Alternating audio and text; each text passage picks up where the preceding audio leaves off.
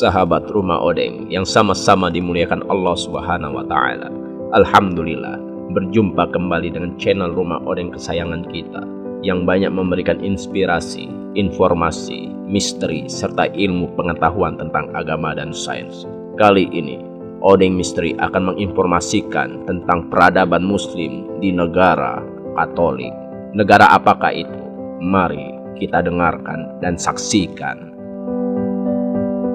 Italia dikenal dengan negeri Vatikan. Setidaknya ada 2,6 juta umat Islam yang tinggal di sana, dan Islam menjadi agama terbesar kedua secara de facto. Tapi sayangnya, Islam belum diakui menjadi agama resmi di Italia, tidak seperti Kristen dan Yahudi. Padahal ini adalah negara dengan mayoritas Katolik, di mana pimpinan tertinggi yang menjadi panutan umat Katolik sedunia, yang katanya menjunjung tinggi toleransi, tapi belum mengakui agama Islam secara resmi di negaranya sendiri. Bahkan, aturan di sana sering berubah-ubah terhadap penganut Islam. Aturan untuk menggunakan masjid hanya dapat digunakan di hari-hari tertentu saja, sehingga umat Islam terpaksa menggunakan garasi-garasi rumah atau gudang-gudang tak terpakai untuk melaksanakan sholat berjemaah setiap harinya. Namun hal itu justru mendorong aturan-aturan baru dari pemerintah Italia, di mana umat Muslim dilarang sholat di luar masjid, baik itu di garasi rumah ataupun di gudang-gudang yang tak terpakai. Meskipun kaum muslimin terus ditekan, tapi populasi Islam terus meningkat setiap harinya. Apakah hal ini berkaitan dengan sabda Nabi Muhammad SAW tentang penaklukan kota Roma? Seperti apa faktanya? Mari kita ulas. Sebelum menonton, kami Rumah Odeng meminta supportnya dengan mensubscribe, like, share, dan komen, serta dukung kami dengan sawerannya melalui Saweria ataupun melalui via Dana dan OVO. Setiap orang yang menyawer akan kami update namanya di tayangan video selanjutnya. Assalamualaikum warahmatullahi wabarakatuh. Sahabat Rumah Odeng yang dimuliakan Allah Subhanahu wa Ta'ala, umat Islam di Italia terancam jadi korban diskriminasi berbasis agama. Hal itu karena saat ini sedang didorong RUU larangan ruang sholat di dalam masjid. Setelah RUU sebelumnya, pemerintah Italia membatasi penggunaan masjid-masjid di Italia. Saat ini kembali muncul usulan RUU larangan sholat di luar masjid. RUU ini diusulkan oleh partai yang dipimpin Perdana Menteri Italia, Giorgia Meloni. Memang RUU itu masih diperdebatkan di parlemen, tapi jika RUU itu pada akhirnya disahkan, maka itu akan sangat merugikan umat Islam di Italia. RUU itu akan menghalangi umat Muslim menggunakan garasi yang menjadi tempat sholat, karena sebelumnya pemerintah Italia membatasi penggunaan masjid. Singkatnya, RUU itu akan membatasi hak kebebasan beragama umat Islam. Jika itu benar-benar terjadi, pemerintah Italia gagal menegakkan konstitusi yang wajib melindungi semua warga negara tanpa pandang bulu. Dan itu sangat kontras dengan image Italia yang dikenal dengan kesungguhannya dalam menjunjung tinggi kebebasan. Sahabat Rumah Odeng yang dimuliakan Allah Subhanahu wa Ta'ala, di Italia saat ini sekitar 26 jiwa dari total populasi sekitar 59,11 juta jiwa. Kelompok kanan di Italia terlihat tidak senang jika ada kelompok lain, terutama kepada kelompok umat Islam, bisa beribadah dengan ajaran yang diyakini. Karena itu, dicari jalan untuk menekan kelompok Islam. Caranya dengan mendorong aturan yang diskriminatif terhadap kelompok Islam. Meskipun tekanan-tekanan itu terus digencarkan terhadap kaum muslimin, tapi saat ini Islam tersebar luas dan terus berkembang di sana.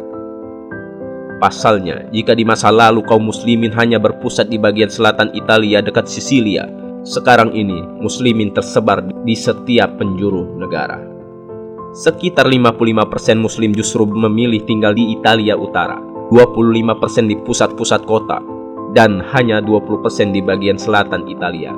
Salah satu kota di Italia Utara yang memiliki cukup banyak penduduk muslim yaitu kota Turin. Adapun di kota Turin jumlah muslimin sekitar lebih dari 30.000 jiwa atau sekitar 12% dari jumlah populasi penduduk kota. Mereka beraktivitas normal sebagaimana masyarakat umum yang mayoritas penganut Nasrani. Para muslimah berhijab pun tampak bebas berjalan di jalanan umum dan pasar. Muslimin Turin tersebar di setiap penjuru kota, terutama di kawasan multi etnis, sehingga di area tersebut muncul komunitas muslim yang membuat mereka nyaman seperti rumah sendiri. Pasalnya, banyak muslimin di sana yang merupakan imigran. Meskipun berkeluarga negaraan Italia, mereka datang dari negeri-negeri muslim. Sebagian besar berasal dari Bangladesh, Albania, Mesir, Tunisia, Senegal, Somalia, dan Pakistan.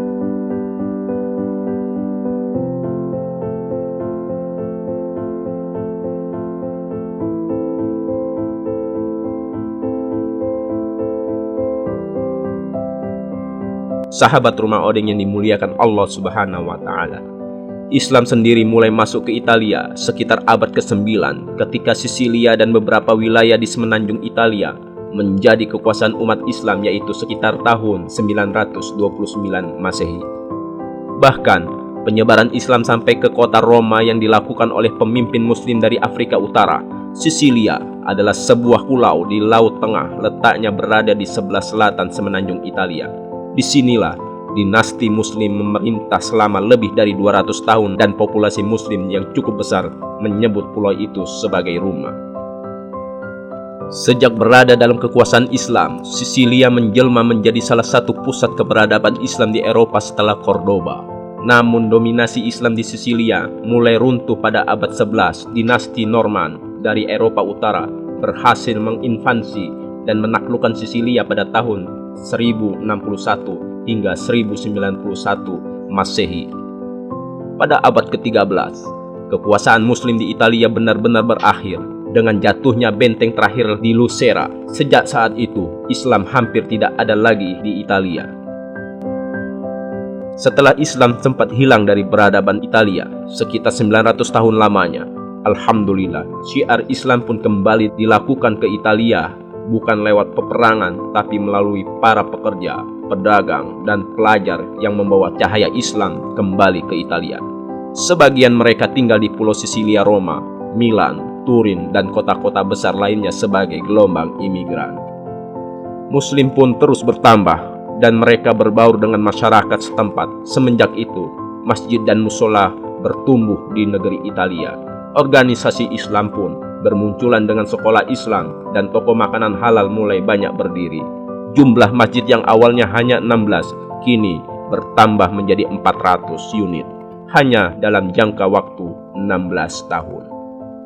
Tapi sayangnya, Islam belum diakui menjadi agama resmi di Italia, tidak seperti Kristen dan Yahudi. Padahal ini adalah negara dengan mayoritas Katolik, di mana pimpinan tertinggi yang menjadi panutan umat Katolik sedunia yang katanya menjunjung tinggi toleransi, tapi belum mengakui agama Islam secara resmi di negara sendiri. Organisasi-organisasi Islam di Italia telah berupaya mencari jalan keluar agar Islam bisa diakui secara resmi di sana, namun tetap saja upaya itu belum mendapatkan hasil yang diinginkan. Sahabat Rumah Odeng yang dimuliakan Allah Subhanahu wa Ta'ala, meskipun kaum muslimin terus ditekan, tapi populasi Islam terus meningkat setiap harinya. Berdasarkan data statistik Pew Forum dan dari laman Islam Eropa, jumlah tersebut terus meningkat setiap dekade. Pada tahun 2000 lalu, ada 600.000 muslim di Italia. Kemudian pada 2009 terdapat lebih dari 1,3 juta muslim. Dan saat ini jumlah muslim Italia telah mencapai angka lebih dari 2,6 juta kaum muslimin di seluruh Italia. Mereka memprediksi pada 2030 kaum muslimin akan mencapai puncak dan terus berkembang dengan sangat pesat. Apakah hal ini berkaitan dengan sabda Nabi Muhammad SAW tentang penaklukan kota Roma, di mana sahabat Nabi bertanya, "Wahai Rasul, di manakah di antara dua kota yang akan ditaklukkan terlebih dahulu, Konstantinopelkah atau Roma?" Kemudian Nabi SAW menjawab, "Kota Heraklius akan ditaklukkan terlebih dahulu, yaitu Konstantinopel."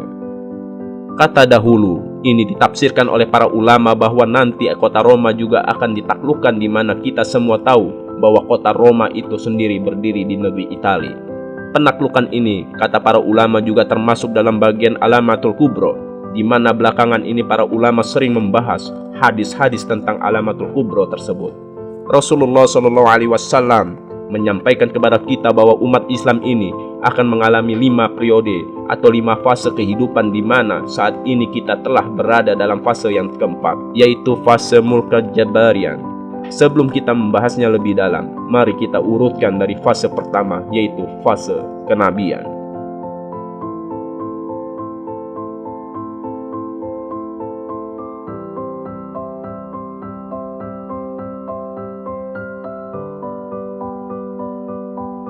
Sahabat Rumah Odeng yang dimuliakan Allah Subhanahu wa Ta'ala, fase kenabian adalah fase pertama, dan fase ini dimulai dengan masa kenabian Nabi Muhammad SAW, di mana beliau yang langsung memimpin umat Islam dan menerapkan syariat Islam sebagai hukum negara.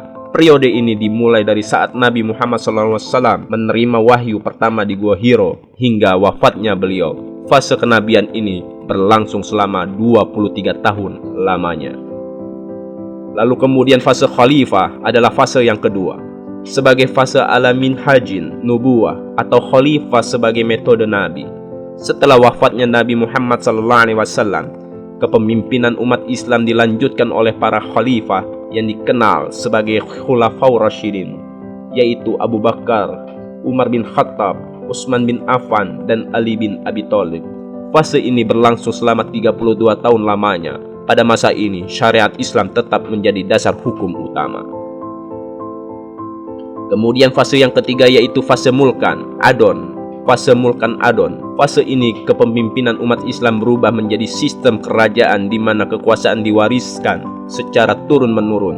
Meskipun demikian, syariat Islam masih diterapkan dalam banyak aspek kehidupan umat Islam sehari-hari. Fase ini berlangsung cukup lama. Para ulama mengatakan periode ini berkuasa 12 hingga 13 abad lamanya. Lalu kemudian fase yang keempat, fase Mulkul Jabarian. Menurut para ulama, di fase inilah kita hidup saat ini, di mana fase ini dikenal sebagai masa kediktatoran, di mana umat Islam dipimpin oleh para pemimpin yang otoriter, di mana pada masa ini umat Islam diperlakukan dengan banyak ketidakadilan seperti yang terjadi di Italia, di Palestina, di Myanmar, dan lain sebagainya. Pada masa ini, syariat Islam tidak lagi menjadi landasan hukum negara dan umat Islam mengalami banyak penderitaan. Periode ini sudah berlangsung kurang lebih 100 tahun lamanya. Fase ini sudah terjadi semenjak runtuhnya Khilafah Utsmaniyah pada tahun 1924 hingga saat ini. Kemudian fase yang terakhir yaitu fase Khilafah Al-Minhaj Al-Nubuwah. Fase terakhir ini adalah kembalinya kepemimpinan yang mengikuti jalan kenabian. Pada fase ini, menurut ulama akan muncul sosok pemimpin Islam, yaitu Imam Mahdi. Imam Mahdi akan muncul sebagai pemimpin yang adil dan membawa umat Islam kembali kepada syariat Islam yang murni yang pernah diterapkan oleh Rasulullah SAW. Hal ini menjadi bisyarah atau kabar gembira bagi umat Islam di seluruh dunia. Jadi, menurut beberapa ulama, di fase kelima inilah kota Roma akan ditaklukkan. Wallahu a'lam bishawab. Dan hanya Allah lah yang tahu sebenarnya. Terlepas dari itu, mari kita doakan bersama, semoga Islam di Italia tersebut berkembang dan menjadi bagian dari kebangkitan Islam di dunia. Amin ya robbal alamin. Sahabat Rumah Odeng yang dimuliakan Allah Subhanahu wa Ta'ala, sampai di sini dulu pembahasan kita kali ini. Semoga bermanfaat. Sampai ketemu di video berikutnya. Assalamualaikum warahmatullahi wabarakatuh.